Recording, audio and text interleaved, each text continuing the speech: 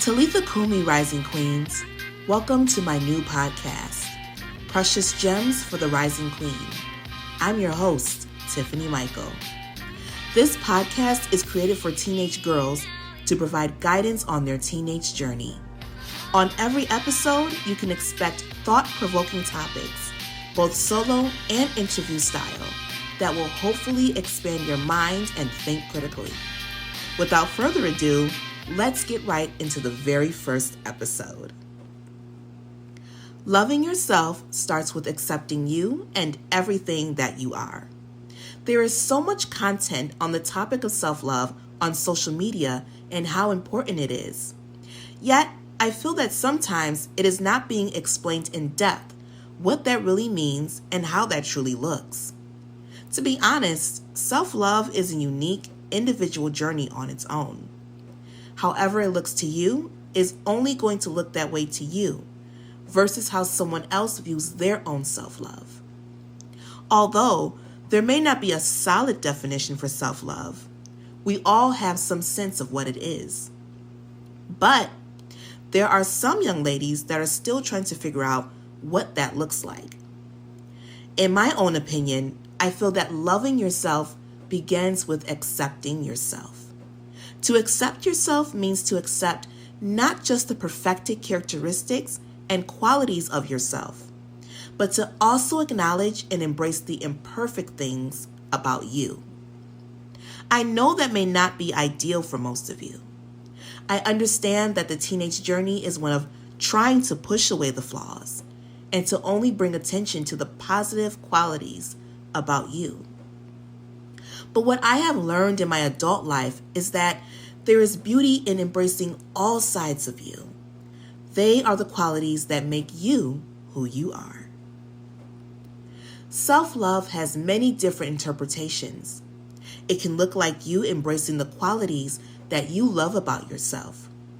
It can also look like participating in activities that you are interested in and that brings the best out in you. Nevertheless, self-love can be accepting and embracing the qualities that you least like about yourself. When I was a teenager, I struggled a lot with acne. I tried some of the most popular products at the time for acne, such as Clean and Clear, Noxzema, and Stridex. The problem was that I thought I would get instant results, not knowing that the results would take time to manifest.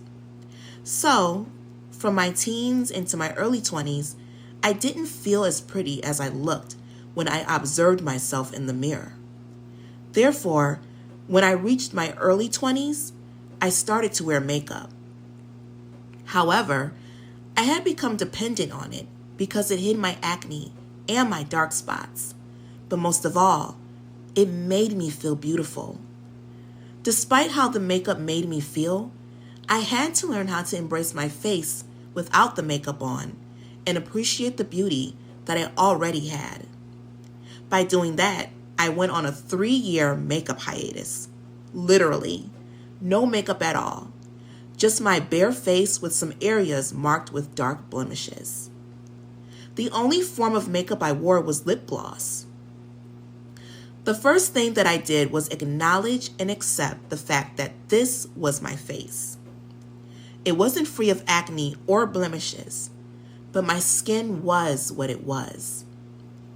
In that moment where I thought I did not feel pretty, I had to look deep in my own eyes in the mirror and tell myself that I was beautiful.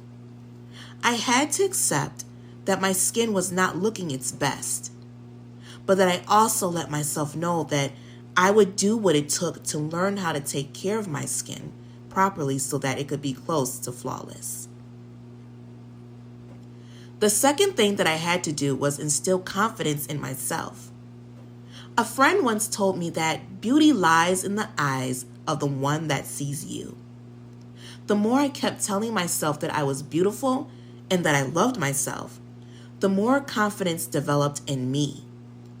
Regardless of what anyone else thought, no matter how other people viewed me, no matter how much prettier the other girls were, knowing how beautiful I was to myself released every insecurity I had about myself. No one could make me feel less than unless if I let them.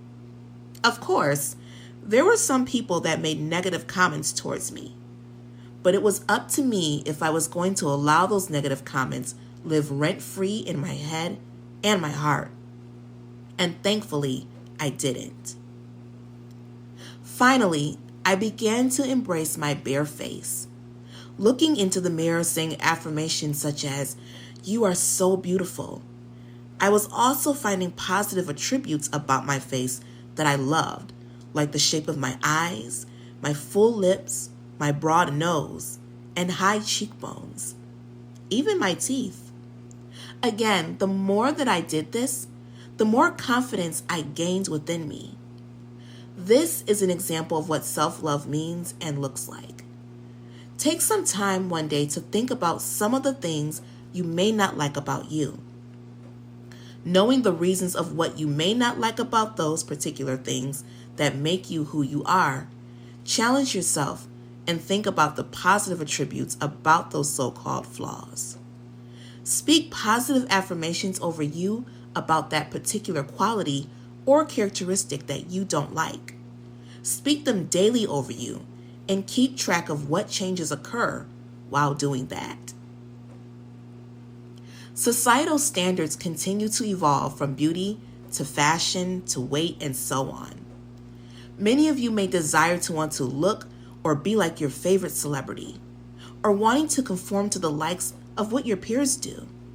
However, one thing that I have learned is that originality always trumps any replica.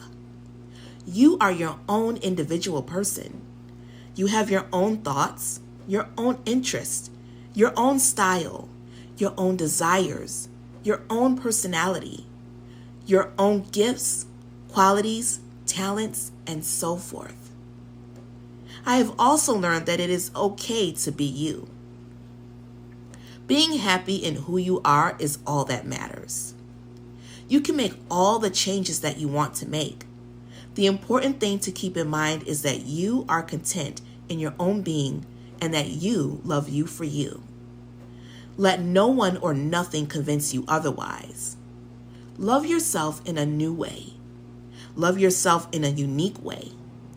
Love yourself with a different mindset.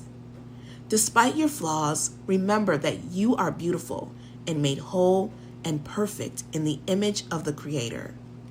Most of all, accept you and everything that you are. Thank you so much for tuning in on my very first episode. I hope that the words that I spoke in this episode have given you new insight when it comes to self-love. I also hope that you will begin to embrace and accept all and everything that you are. If you enjoyed this episode and are interested in listening to future episodes of Precious Gems for the Rising Queen, please follow my Facebook page, Precious Gems for the Rising Queen.